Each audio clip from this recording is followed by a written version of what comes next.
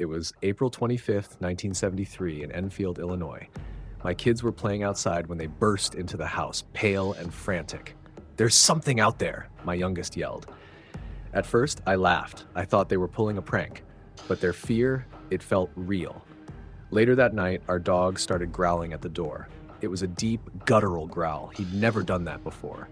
That's when I started to feel uneasy. Around 10 p.m., I heard it. Scratching. It sounded like claws scraping against the wood of the door. I grabbed my flashlight and cautiously opened it. What I saw, I'll never forget. Standing between the rose bushes was a creature unlike anything I'd ever seen. It had 3 legs, short, stubby arms, and enormous glowing pink eyes. It wasn't just standing there, it was staring right at me. I froze. Then instinct kicked in. I grabbed my shotgun and fired. The creature let out this screech, a sound like nails on a chalkboard mixed with a wildcat's hiss. I was sure I hit it, but it leapt away, covering an incredible distance in just a few bounds. Then it was gone. The next morning, I stepped outside to investigate. That's when I found them. Footprints. Massive, 6-toed tracks that didn't match any animal I'd ever seen. I showed them to my neighbor, but he just shrugged. "Probably a big dog," he said. But I knew better. That night, it came back. This time I heard scratching from the roof. My heart was pounding as I grabbed my flashlight and stepped outside, but there was no sign of it. The next morning, fresh claw marks covered the shingles. It wasn't just me seeing things. A neighbor claimed he'd spotted a hunched figure near his barn. Another boy said the creature had stepped on his shoes, though he later admitted he might have made that part up. I needed proof. I set up a motion-activated camera near the porch. When I checked it the next morning, the camera was smashed, but it managed to capture one blurry image before it broke, a hunched figure with glowing eyes and what looked like an extra limb. I showed the photo to a local wildlife expert. He couldn't explain it. He tried to brush it off as a hoax, but the way his face paled, I could tell he was just as confused as I was. A week later, a traveling carnival came through town. A fortune teller from the carnival stopped by our house, uninvited. She saw the claw marks on our porch and muttered something about a cursed creature caught between worlds. Before I could ask her to explain, she walked away. The last time I saw it was during a thunderstorm. The scratching on the windows was louder than ever. When I looked outside, it was there, just standing, watching me. It didn't try to get in, it just stared. Then it turned and disappeared into the woods. After that night, it never came back. To this day, I don't know what it was. Was it a cryptid, an alien, or something else entirely? Whatever it was, I'll never forget those nights.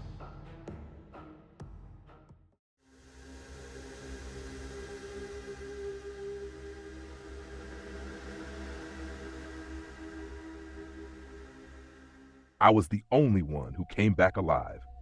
The Dyatlov Pass Incident of 1959. It's a mystery people still talk about, and I lived through it. We were a group of 10 hikers, led by Igor Dyatlov. The journey started like any other. It was late January, and we were excited to conquer Odorten Mountain in the Ural Mountains. For the first few days, everything was normal. Then, strange things started happening. One morning, we found a dead bird outside our tent. Its neck was twisted in a way that didn't look natural. Another day, faint footprints appeared in the snow. They weren't ours. They led away from the camp, then stopped abruptly in the middle of nowhere. We joked about it to lighten the mood, but deep down, we all felt it. Something wasn't right. On February 1st, we set up camp on the slopes of Kholat Syakhl. The Mansi people call it Dead Mountain. That night, the sky lit up with strange lights, bright and erratic. At first, we thought they were flares or stars, but their movements didn't make sense. They darted across the sky, then vanished. I woke up to chaos. Someone tore open the tent, yelling about something outside. In the panic, we grabbed whatever we could and fled into the freezing night. Barefoot, barely dressed, we ran. It was dark, and I couldn't see much. But I heard screams behind me. I turned, and that's when I saw it. A figure, no, a shadow, chasing us. It moved faster than any human should be able to. We regrouped near the tree line, trying to make sense of what was happening. That's when Sergei started acting strange. He said he could hear voices calling to him. Before we could stop him, he walked into the darkness. Moments later, his scream cut through the cold night. We found him lying in the snow. His face was frozen in terror, but there were no visible injuries. It didn't make sense. That's when we saw them, shadowy figures in the distance, perfectly still, just watching. Every time we looked away, they seemed closer. Panic set in. Some of us ran back toward the tent, while others decided to climb higher for safety. The air felt heavy, electric. The lights in the sky grew brighter as we climbed. Suddenly, one of my friends collapsed. His body showed no signs of life. The next thing I remember is waking up alone, frostbitten, disoriented.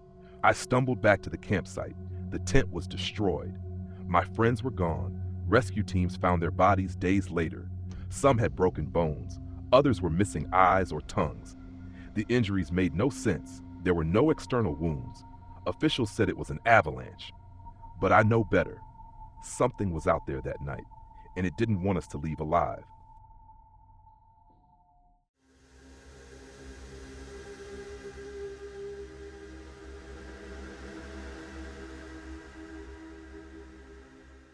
When we moved into 1 Route 12 Ocean Avenue in Amityville, it felt like a dream come true. The house was beautiful, spacious, charming, and exactly what we needed. And the price? Almost too good to be true. We didn't question why. On the first night, faint knocking noises echoed from the basement. My spouse dismissed it, saying the house was just settling. But the sound felt deliberate, like something was trying to get our attention. The knocking continued every night, growing louder and louder. One evening, while I was home alone, I felt a sudden cold draft sweep through the living room. Out of nowhere, the fireplace roared to life. We hadn't even used it yet. Upstairs, my kids were crying. They said their room smelled terrible, like rotting meat. They also swore they saw a shadowy figure standing in the corner, just watching them.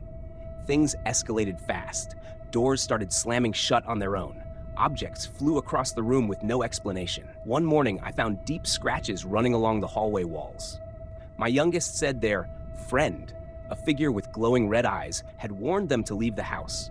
At first, I dismissed it as overactive imagination. But the events, they were getting harder to ignore. Then, one night, I woke up to something that sent chills down my spine. My spouse was standing at the foot of the bed, their face completely blank. In a distorted voice, they whispered, "It's not safe for us here." Then they collapsed onto the bed as if nothing had happened. The next morning, they had no memory of it. That same morning, I noticed claw marks, deep, jagged scratches carved into the front door. The breaking point came when I saw the shadow myself. It was tall, with glowing red eyes. It stood motionless at the end of the hallway, just staring at me. I froze. Then I shouted at it to leave. The response? A low, guttural laugh. It echoed through the house, and I felt my blood run cold. That was when we called a priest. The priest arrived the next day. From the moment he stepped inside, the air felt heavy, suffocating. He began blessing the house, but halfway through, he stopped. Pale and trembling, he said, "Something unholy is here." Then he left. After just 28 days, we couldn't take it anymore. We packed up and fled, leaving most of our belongings behind. Whatever was in that house, it didn't want us there. Later, we learned about the house's history. Just a year before we moved in, Ronald DeFeo Jr. had murdered his entire family there.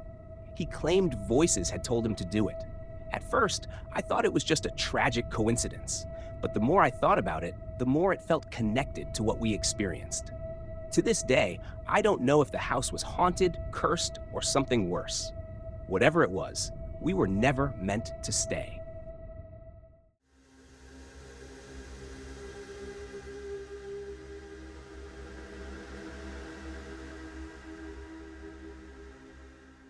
It was November 15th, 1966, in Point Pleasant, West Virginia.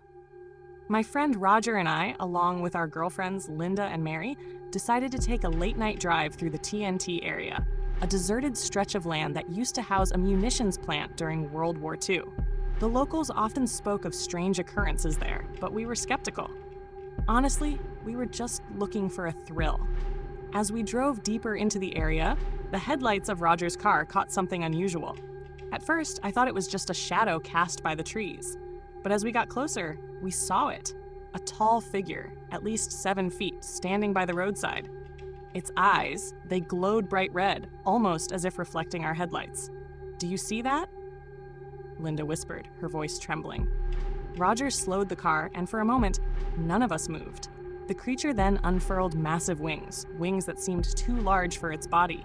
Before we could react, it emitted a piercing screech and took flight, hovering above the car. "Drive!" Mary screamed. Roger slammed on the gas, and the car sped forward, but the creature followed.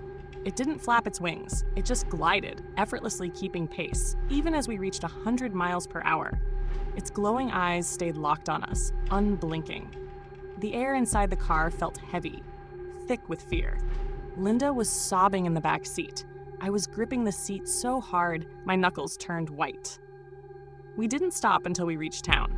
As soon as we were under the streetlights, the creature veered off into the darkness, disappearing as suddenly as it had appeared. We sat in the car, stunned, trying to process what had just happened. What was that? Roger finally broke the silence, his voice shaky. The next few days were a blur. Reports started flooding in from other locals who had seen the same creature, a large, winged figure with glowing red eyes. Some even claimed it chased their cars, just like it had chased ours. The local newspaper picked up the story, and soon the whole town was buzzing about the Mothman. One man swore he saw it in his backyard, crouched near his dog. When he approached, it spread its massive wings and flew away, leaving behind claw-like prints in the dirt. Another woman insisted she saw it perched on her barn, staring at her with those same glowing eyes. The details? They were eerily consistent. And the fear? It was spreading. A wildlife biologist suggested it might be a sandhill crane, a bird with unusual features. But a crane?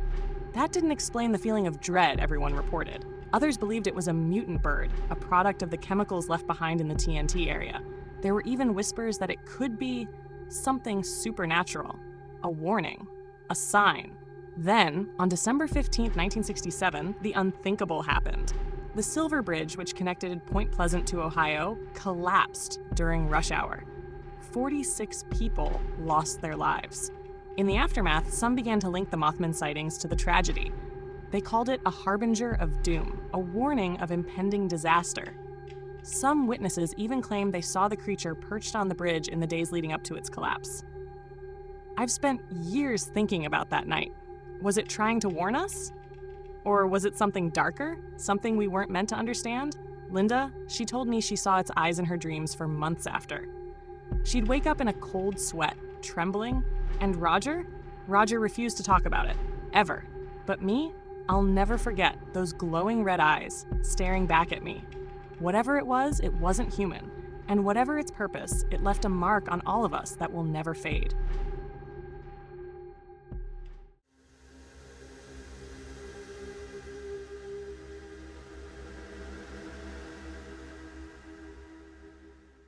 It all started in 1817 on our family farm in Adams, Tennessee. My father, John Bell, was a proud man, a farmer who'd worked hard to provide for us. We were just an ordinary family until strange things began happening. At first, it was small, unexplainable noises, knocks on the walls, faint whispers that we couldn't quite make out. My mother, Lucy, said it was probably the wind, but soon the disturbances grew louder, harder to ignore. One night, I woke to the sound of heavy footsteps outside my bedroom door. Thinking it was my father checking on us, I called out, but no one answered. Then, the footsteps stopped, right outside my door. I lay there, frozen in bed, holding my breath. Slowly, the door creaked open, but no one was there. That was the first time I felt it, the cold, suffocating fear that something unnatural had entered our lives. The next morning, we found scratch marks on the doors and walls. They were deep, jagged, and unlike anything an animal could make. My father tried to reassure us, but I could see the worry in his eyes. By the end of the week, the whispers had turned into a voice, a woman's voice. Sometimes it was soft and mocking, other times loud and angry.